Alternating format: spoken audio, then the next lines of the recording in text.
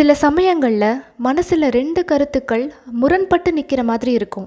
செய்யலான்னு தோணும், கொஞ்ச நேரத்தில் செய்ய வேண்டான்னு தோணும். நல்லதுன்னு தோன்றது, சில நேரத்தில் கெட்டதுன்னு தோணும். இது ஒரு மாதிரி ரெண்டும் முரண்பட்டு இருக்கிற கருத்துக்கள் மாதிரி. இரட்டை மனதோடு இருக்கிறத நிறுத்தணும். உங்களுக்கு ஒரு முதலாளி கிடைச்சா அவர் உங்களுக்கு வேலைகள் சொன்னால் அதை உங்களால் சுலபமாக பின்பற்றி செய்ய முடியும். இதுவே ரெண்டு முதலாளி இருந்து ரெண்டு பேரும் வேலைகளை மாற்றி மாற்றி வேறு வேறு மாதிரி சொல்லிக்கிட்டே இருந்தால் என்ன ஆகும் உங்கள் நிலைமை? அந்த வேலையை சரியாக செய்ய முடியுமா? அந்த மாதிரி தான் இரட்டை மனம் இருக்கிறது ரொம்பவே கஷ்டத்தை கொடுக்கும். இந்த இடத்துல உங்கள் மனம் ரெண்டாக வேலை செய்யுது. ஒரு விஷயத்தை நீங்கள் செய்யணும்னு ஆசைப்படுறீங்க, ஆனால் செய்கிறது ரொம்ப கஷ்டம்னு நினைக்கிறீங்க.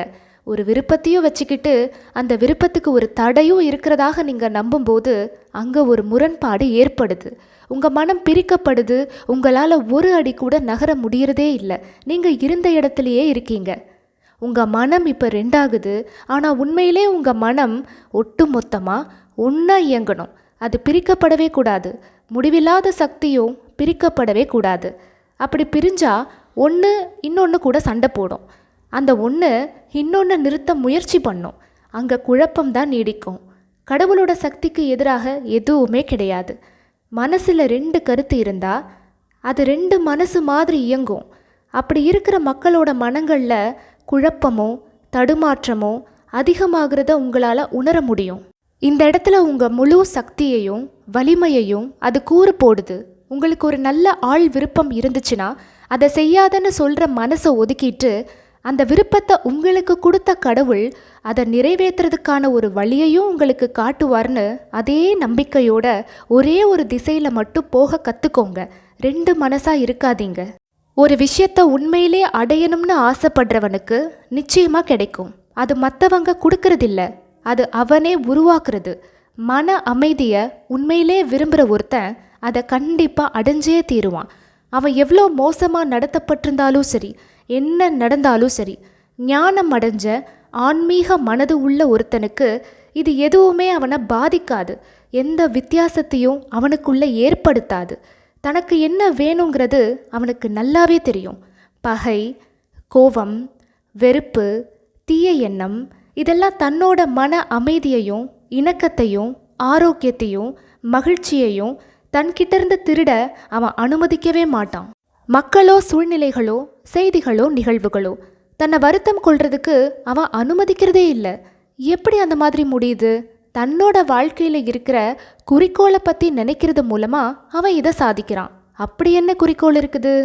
மன அமைதி, ஆரோக்கியம், உத்வேகம், வழிகாட்டுதல், அன்பு, நல்லெண்ணம், இணக்கம், அபரிமிதம் இதையெல்லாம் அடையிறது தான் அவருடைய முதல் குறிக்கோளாகவே இருக்குது.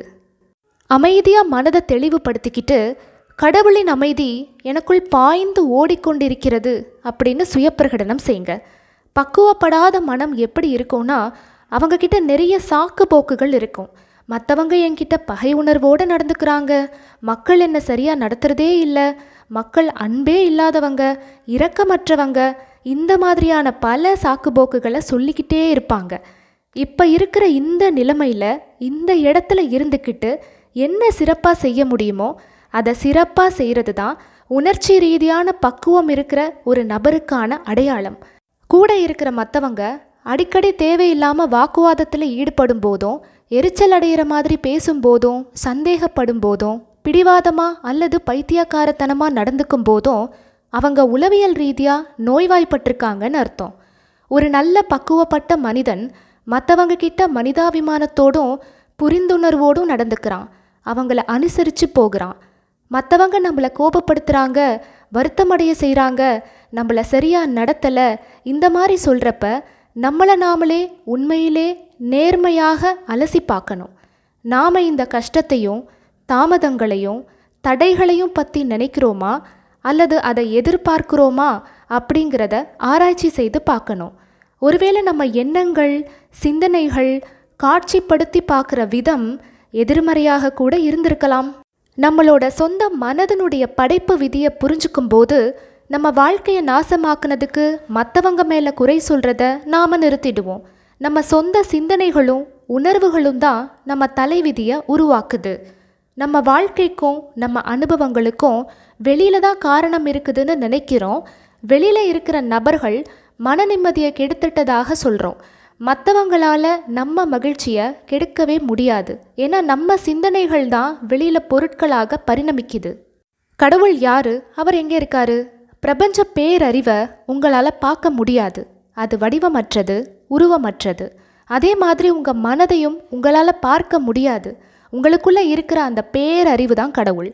கடவுள் எல்லாருக்கும் உள்ளேயும் வெளியேயும் இருக்கிறார். ஏன்னா கடவுள் எல்லா இடங்களிலும் நீக்கமர நிறைந்திருக்கிறார்.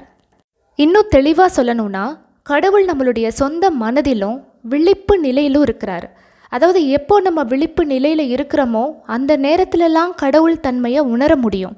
உங்களுக்குள்ளே இருக்கிற அந்த கடவுளை கண்டுபிடிங்க. சொர்க்கம்ங்கிறது முகமோ உருவமோ அல்லது வடிவமோ இல்லாத கண்களுக்கு புலப்படாத ஆன்ம சக்தியை தான் அது குறிக்குது. உதாரணத்துக்கு நீங்கள் ஒரு வேலை செய்யும்போது அந்த வேலையை செஞ்சது உங்கள் உடல் இல்லை, உங்களுக்குள்ளே இருக்கிற அந்த முடிவில்லாத பேரறிவு தான் அதை செய்யுது. அதாவது உங்களுக்குள்ளே இருக்கிற படைப்பு சக்தியான கடவுள் தான் அதை செய்கிறாரு. நீங்கள் நடக்கும்போது அல்லது சாப்பிடும்போது உங்களுக்குள்ளே இருக்கிற பார்வைக்கு புலப்படாத இருத்தல் தான் செயல்பட்டுக்கிட்டு இருக்குது. நம்முடைய மனித மனதால் முடிவில்லாத மனதை ஒருபோதும் முழுமையாக புரிஞ்சிக்கவே முடியாது. ஆனால் நமக்குள்ளே இருக்கிற உள்ளார்ந்த சக்திகளை பற்றி நிச்சயமாக கற்றுக்க முடியும். நம்ம எண்ணங்களை பற்றியும் நம்ம உணர்வுகளை பற்றியும் கண்டிப்பாக தெரிஞ்சுக்க முடியும். சில சமயங்களில் கடவுளை திட்டுற பழக்கம் சில பேருக்கு இருக்குது. சோதிக்கிறாரு, கொடுமைப்படுத்துகிறாரு இப்படி சொல்லும்போது இந்த எதிர்மறை எண்ணமும் காட்சியும் உங்கள் ஆழ் மனதில் பதியுது. உண்மையிலே கடவுள் உங்களை தண்டிக்கலை, உண்மையிலே நீங்கள் தான் உங்களை தண்டிச்சுக்கிறீங்க. கடவுள் அன்பானவர். அவர் என்னை கவனித்து கொள்கிறார், என்னை பேணி பாதுகாக்கிறார், என்னை வழிநடத்துகிறார், என்னை உத்வேகப்படுத்துகிறார். அது எனக்கு தெரியும். இந்த பிரபஞ்ச சக்தி என்னை ஆசீர்வதிக்கிறது. கடவுள் எல்லா வழிகளிலும் என்னை வளப்படுத்தி கொண்டிருக்கிறார். நான் தெய்வீகமான முறையில் வெளிப்படுத்தப்படுகிறேன். சொர்க்கம் என்னுள் இருக்கிறது என்பதை நான் அறிவேன். முடிவில்லா பேரறிவு, எல்லையற்ற ஞானம், முழுமையான இணக்கம், முடிவில்லா அன்பு, கடவுளுடைய குணங்கள் என்னுடைய ஆழ் மனதினுடைய ஆழத்தில் இருக்கிறது. இந்த மாதிரி நல்ல பிரார்த்தனைகளை செய்யுங்க. உங்களுக்குள்ளே இருக்கிற கடவுள் தன்மையோட இணக்கமாகுங்க. நன்றி. வாழ்க வளமுடன்.